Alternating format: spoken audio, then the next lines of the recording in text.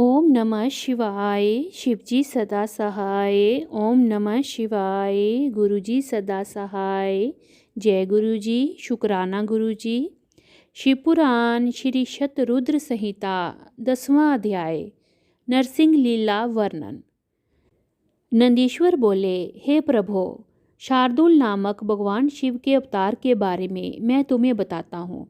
कल्याणकारी भगवान शिव ने एक बार अग्नि के समान जलते हुए शरभ रूप को भी धारण किया था। वैसे तो भगवान शिव अपने भक्तों की रक्षा करने और उनका कल्याण करने हेतु अनेक अवतार धारण करते हैं, जिनकी गणना करना असंभव है। एक बार अपने द्वारपालों जय विजय को दिए गए शाप के कारण वह दोनों दिति पुत्र कश्यप जी के पुत्रों के रूप में उत्पन्न हुए। पहला पुत्र हिरण्यकशिपु और दूसरा हिरण्याक्ष रूप में विख्यात हुआ।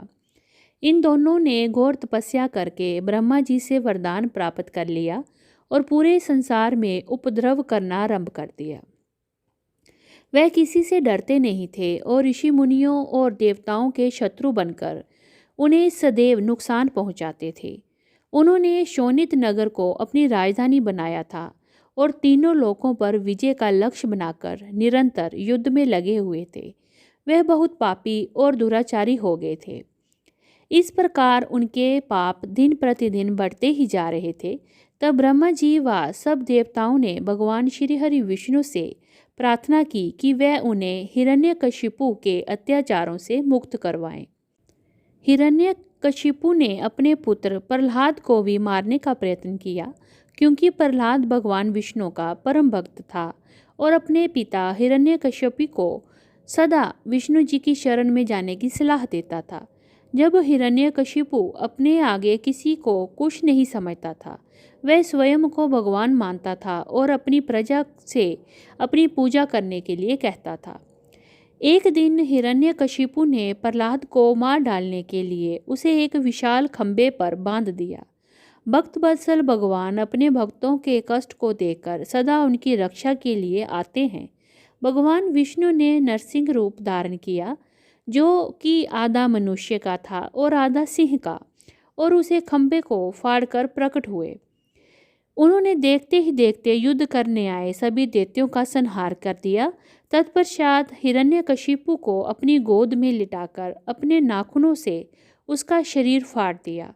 हिरण्यकशिपु के मरते ही सब देवता आनंदित हो उठे, परंतु जब नरसिंह रूप धारण किए हुए भगवान विष्णु का क्रोध शांत नहीं हुआ तो सभी चिंतित हो गए।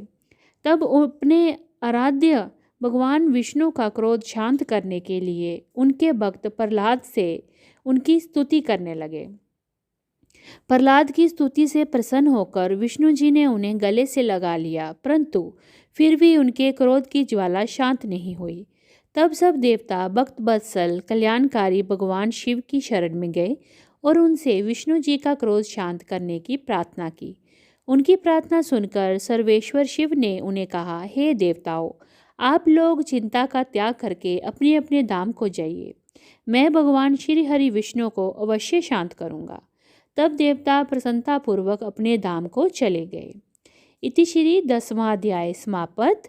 11वां अध्याय शरभ अवतार। नंदीश्वर बोले, जब देवताओं की प्रार्थना सुनकर कल्याणकारी भगवान शिव ने उन्हें नरसिंह रूप का क्रोध शांत करने का आश्वासन देकर विदा कर दिया, तब उन्होंने प्रलयकारी भैरव रूप महाबली वीरभद्र को बुलाया। वीरभद्र को आदेश देते हुए शिवजी ने कहा, हे भैरव, नरसिंह के क्रोध की अग्नि को शांत कर देवताओं के व्यय को दूर करो। यदि वे आपके समझाने से ना माने तो आप मेरे भाव भैरव का रूप दिखाकर उन्हें शांत करना। भगवान शिव की आज्ञा का पालन करते हुए भैरव तुरंत ही नरसिंह जी का क्रोध शांत करने के लिए चल पड़े। नरसिंह जी के पास पहुंचकर भैरव जी ने उन्हें नमस्कार करने के उपरांत इस प्रकार कहा, हे माधव, आपने इस संसार को सुखी करने हेतु ये अवतार धारण किया है। आपने पहले मछली का रूप रखकर और अपनी पूंछ से नाव को बांधकर मनु जी को समुद्र में घुमाया था। पृथ्वी का उद्धार करने के लिए ही आपने बराह रूप धरा था। तत्पश्चात आपने वामन अवतार ग्रहण करके बलि को बांधा था। अब आपने अपने भक्तों के कष्टों को दूर करने के लिए नरसिंह रूप धारण किया है। प्रभु, आप ही सबके दुखों का नाश करने वाले हैं। जिस प्रकार कार्य की सिद्धि हेतु नरसिंह रूप धारण किया था, वह कार्य पूर्ण हो चुका है। इसीलिए अब आप इस भयंकर रूप को त्याग दीजिए और पुनः अपना मनोहारी रूप धारण कर लीजिए। वीरभद्र के इन वचनों को सुनकर नरसिंह जी के क्रोध की ज्वाला और भड़क उठी और वे बोले, तुम यहाँ से तुरंत चले जाओ, वरना मैं इस पूरे संसार का संहार कर दूंगा। मेरे अंश से ही ब्रह्मा और इंद्र प्रकट हुए हैं, मैं ही सबका स्वामी हूँ। इस प्रकार विष्णु जी के कहे वचनों को सुनकर वीरभद्र को बहुत क्रोध आया। तब वे बोले, क्या आप संसार के संहर्ता भगवान शिव को भी नहीं जानते हैं? मैं उन्हीं की प्रेरणा से यहाँ आया हूँ। आप अहंकार का त्याग कीजिए, क्योंकि ना तो आप इस सृष्टि के सृजन करता हैं, ना पोषण करता और ना ही संहार करता। उन्हीं परमेश्वर शिव की कृपा से आप अनेक अवतार धारण करते हैं। अपने कर्म रूप धारी का सिर भगवान शिव की अस्थिमाला की शोभा बढ़ा रहा है। आपके पुत्र ब्रह्मा का 5वां सिर भी मैंने काट लिया है। इस संसार में हर तरफ भगवान शिव की ही शक्तियाँ फैली हुई हैं। उन भक्त वत्सल भगवान शिव की ही शक्ति से आप मोहित हो रहे हैं। हे नरसिंह, आप तत्काल ही अपने इस क्रोध और अहंकार को छोड़कर पुनः अपने शांत रूप में आ जाएं, अन्यथा भगवान शिव की आज्ञा से यहाँ पधारे मुझ भैरव रूपी क्रोधी का वज्र आप पर पड़ेगा, जिससे आप तत्काल मृत्यु को प्राप्त हो जाएंगे।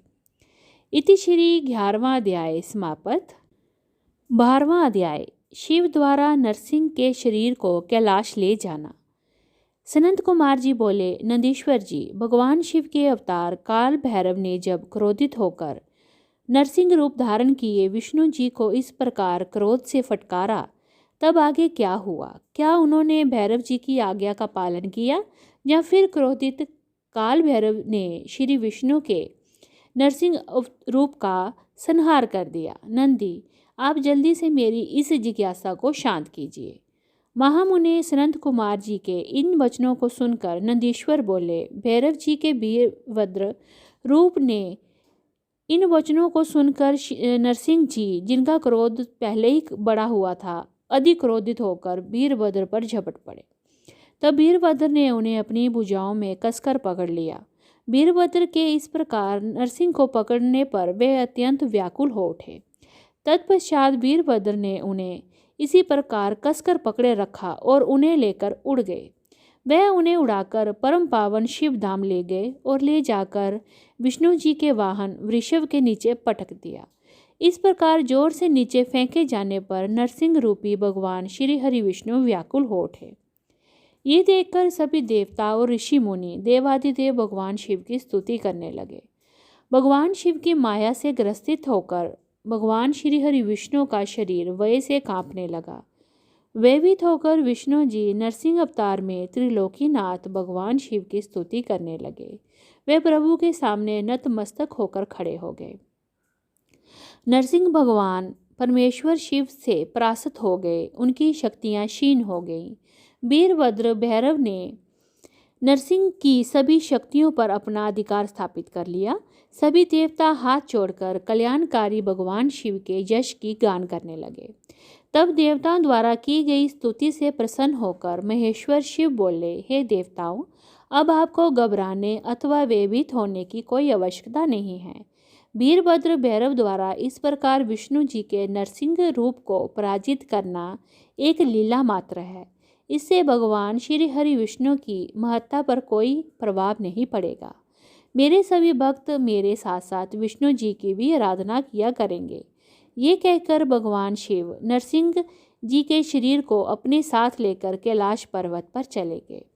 तब भगवान शिव ने अपनी मुंडमाला में नरसिंह का मुख भी शामिल कर लिया। इति श्री 12वां अध्याय समाप्त। ओम नमः शिवाय, शिवजी सदा सहाय। ओम नमः शिवाय, गुरुजी सदा सहाय। जय गुरुजी, शुक्राना गुरुजी।